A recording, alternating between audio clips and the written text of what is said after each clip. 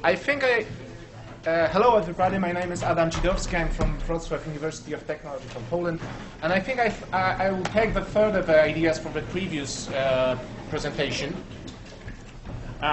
because I will be talking about collaboration, about the space for collaboration, and the idea of leaders as architects. So, for me, we are talking here about leadership, we are talking about creativity, and for me, leadership is inherently spatial.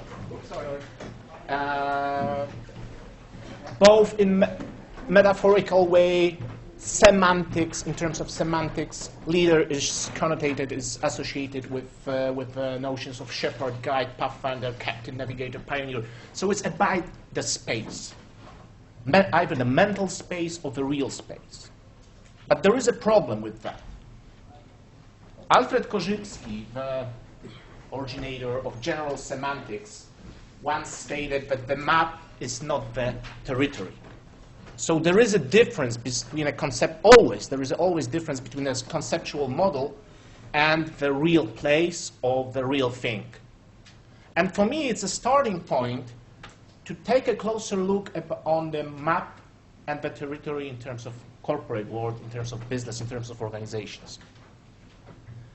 Because we have maps, organizational structures with task allocation, coordination, supervision, and so on, but we also have the real territories, organizational space, office space, corporate buildings, location, and there is a tension between them, between these notions. We all agree that this space affects us, that there are no windows here and so on, it affects us. So, how?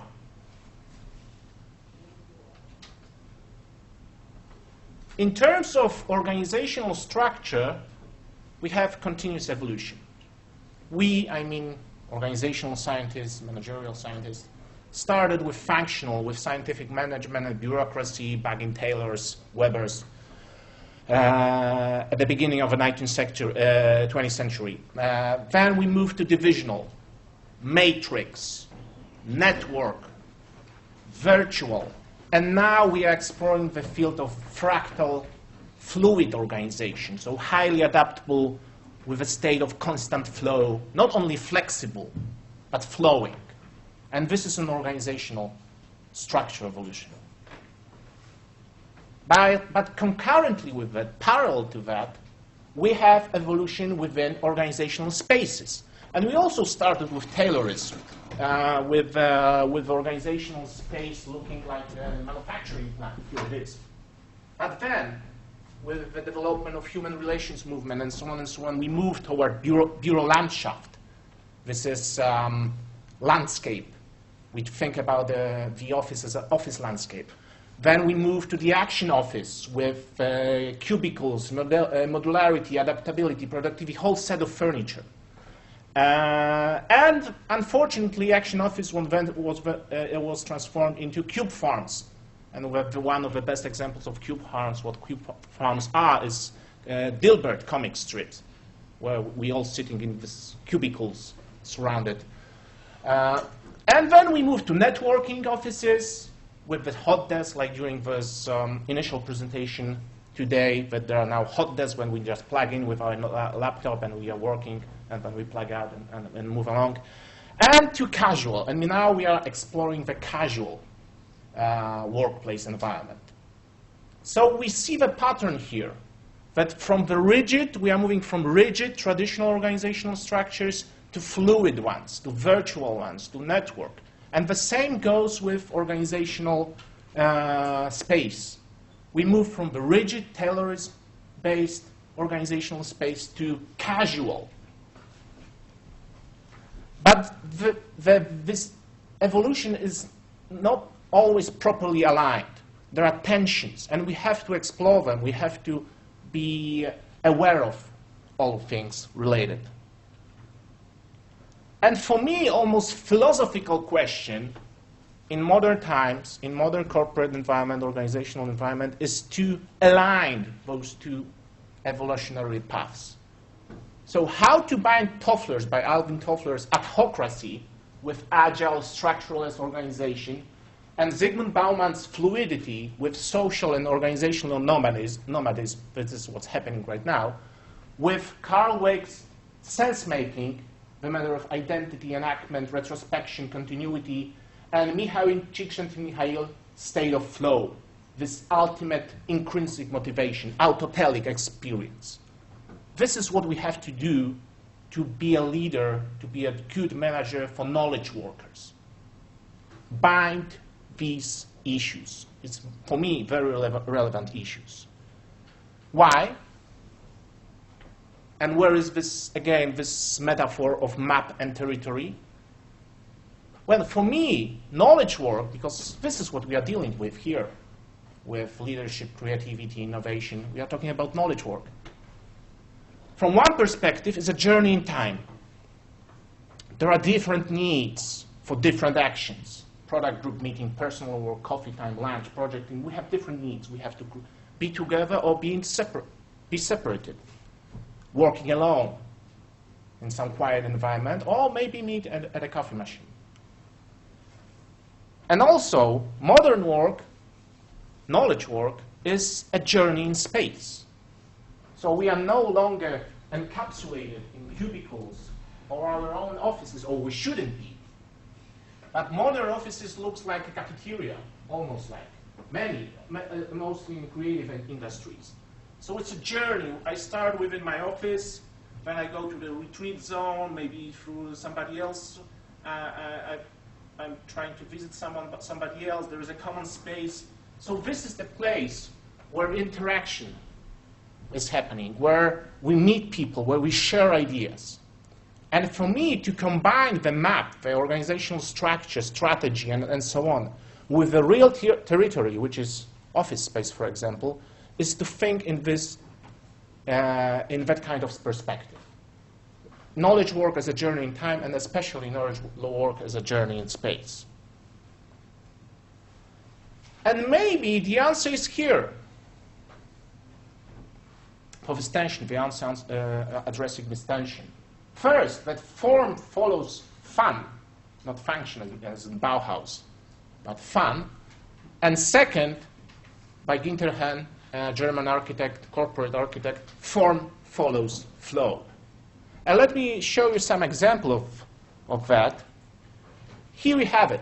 For example, MindLab in Copenhagen, where we support knowledge work, where we transform the whiteboard into a white sphere, three-dimensional whiteboard, where we can enter and scribble on the walls.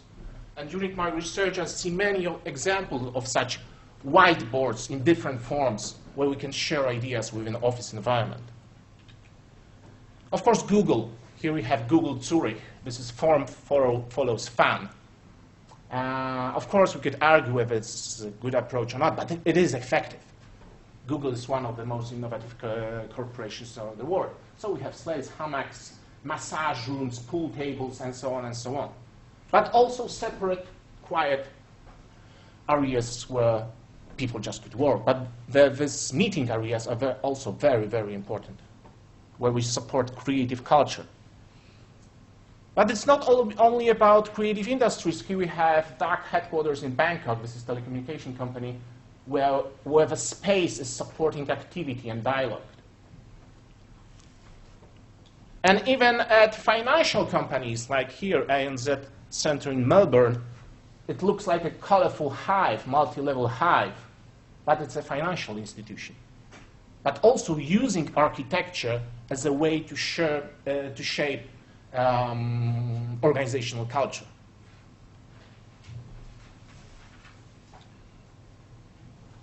And one of my favorite examples, both by Günther Hahn, German corporate architect, this is the Glaserin manufacturer, so the glass manufacturing plant in Dresden in Germany. This is where the top level Volkswagen car is manufactured. So it looks like a museum, but it's a working factory.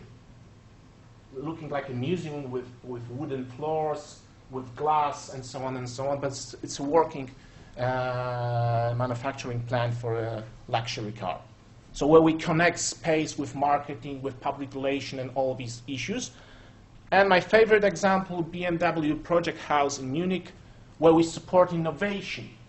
The whole building is about managing or creating the flow of creativity and innovation.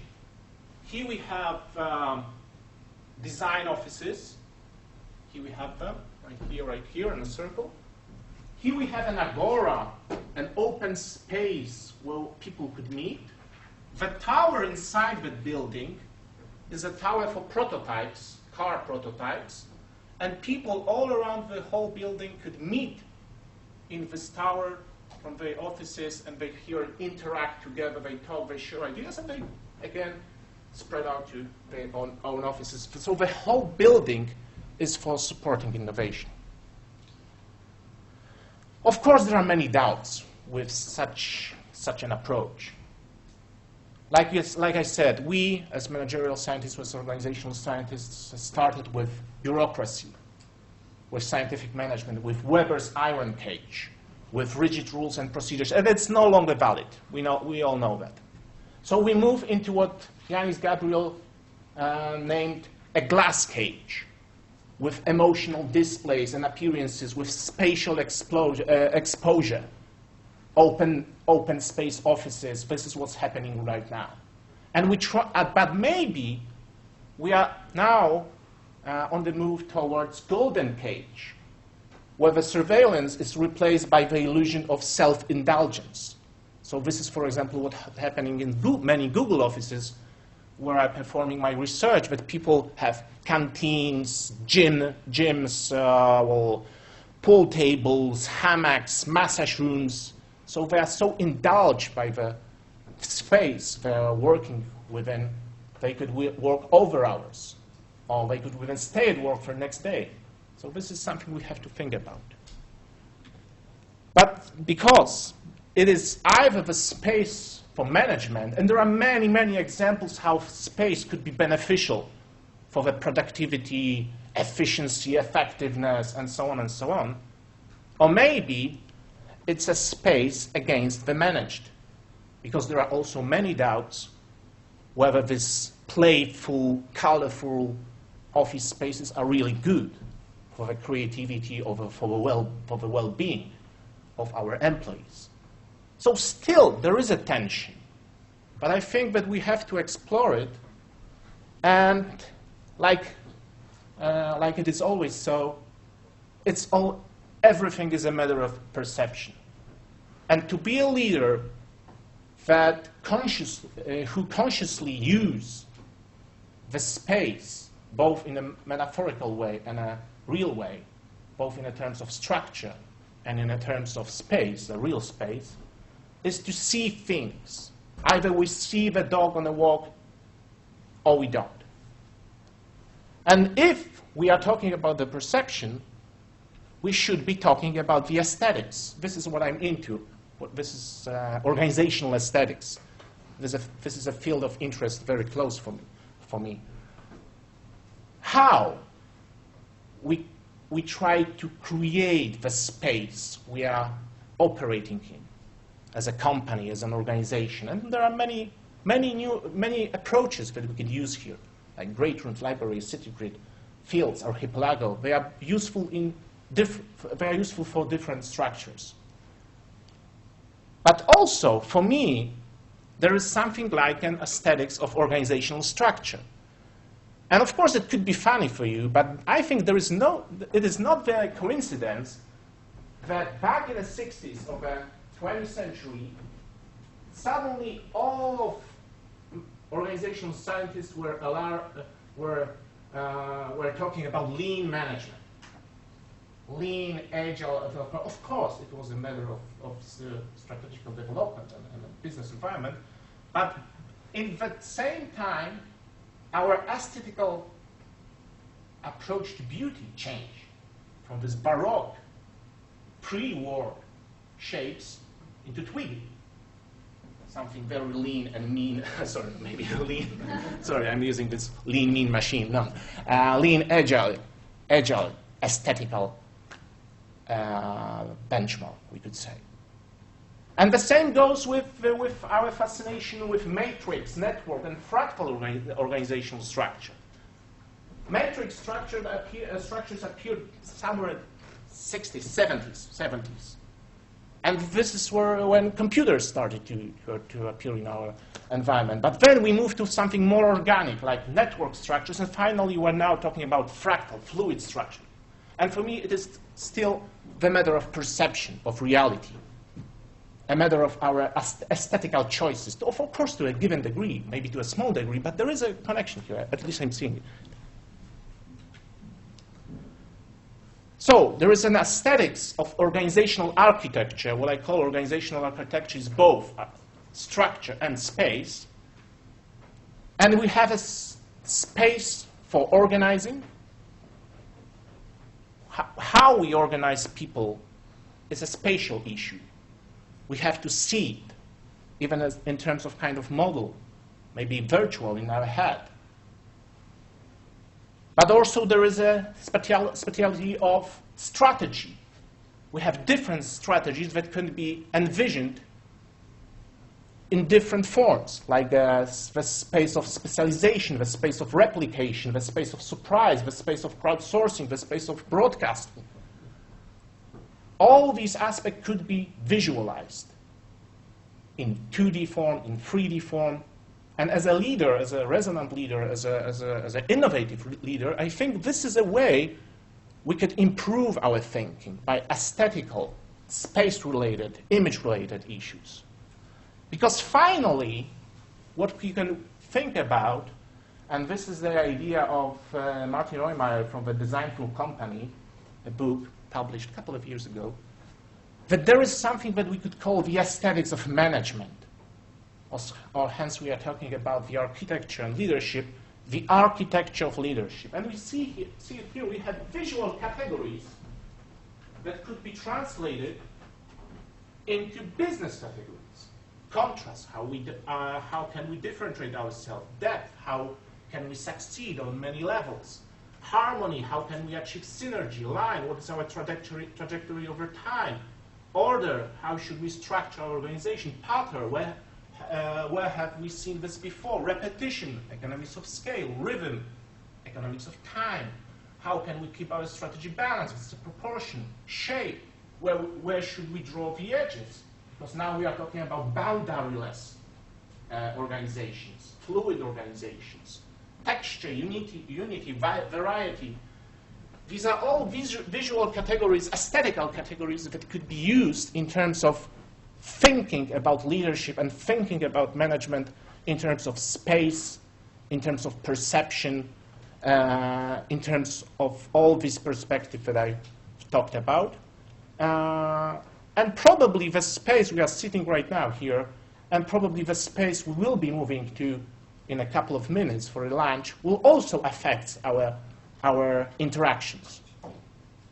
And being aware of that, how we could shape interactions, human interactions, with the proper use of space and proper use of perception of the space could be, I think, beneficial for being a resonant and successful leader, or at least contribute to that. Thank you very much for your attention.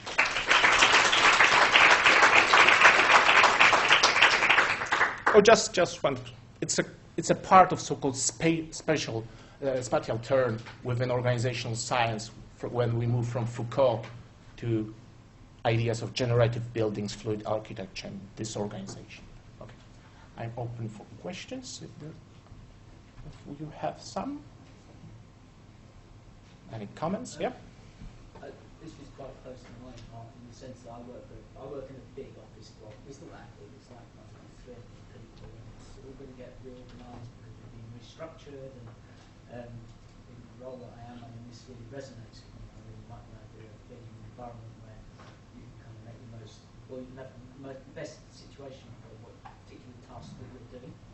But is there a way that you can kind of pitch this kind of flexibility or creativity in the way that you organise space? You can pitch this to a very rigid set facilities manager. Well, frankly speaking, I can use this slide. These are hard data here. The effects of different, sorry for the quality, but here on this graph, the blue area is the effects of only workplace on productivity of individual, team, and general productivity of the team. So we see it varies from 25 to 10%.